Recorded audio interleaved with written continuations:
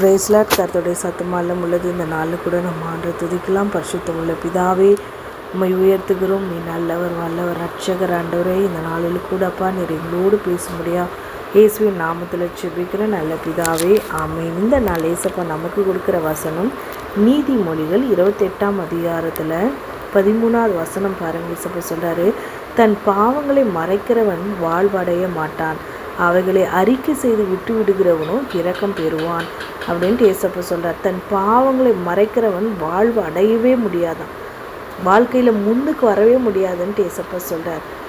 ஏன்னா ஏசப்பாவுக்கு எல்லாமே தெரியும், அவருக்கு மறைவானது ஒன்றுமே இல்லை. எங்கே போனாலும் ஆண்டவருடைய கண்களுக்கு எங்கே மறைந்து ஓடுவீங்க?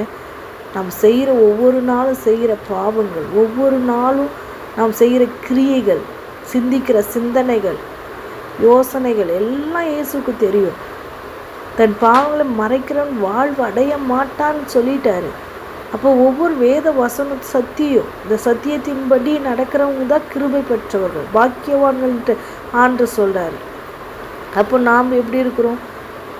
சரி, ஏதோ ஒரு பாவம் செஞ்சுட்டோம், உடனே அந்த பாவத்திலே நான் பாவம் செஞ்சுட்டேன்ட்டு இருப்பீங்களா? இல்லை, உடனே ஆண்டோடைய சமூகத்தில் போங்க.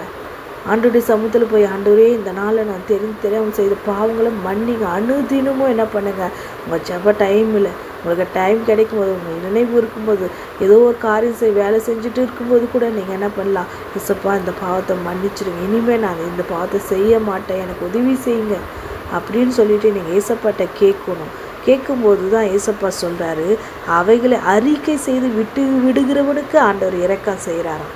நீங்கள் எப்போ அந்த பாவத்தை அறிக்கை செய்து ஏசப்பா கிட்ட மன்னிப்பு கேட்குறீங்களோ அந்த நேரத்தில் ஏசப்பா கிட்டேருந்து ஒரு இரக்கம் கிடைக்கிது. மறுபடியும் அந்த பாவத்தை செய்யக்கூடாது, அதை நாம் காத்து கொள்ளணும். அனுதினமும் பாவம் செஞ்சுட்டு அனுதினமும் போய் பாவ மன்னிப்பு பெற முடியுமா? ஆண்டவர் அதை பார்க்குவார். அது ஒரு நாள் ஆண்டு ஏற்றுக்கொள்ள மாட்டார்.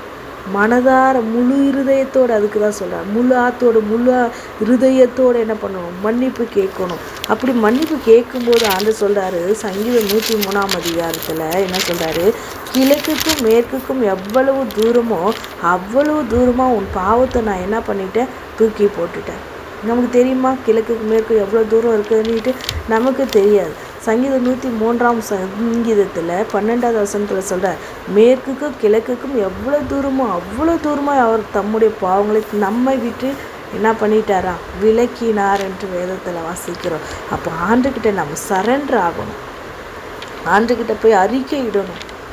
எசப்பா அது எப்பேற்பட்ட பாவமாக இருக்கட்டுங்க, சின்ன பாவமோ பெரிய பாவமோ, ஆண்டுக்கு பாவம் எல்லாம்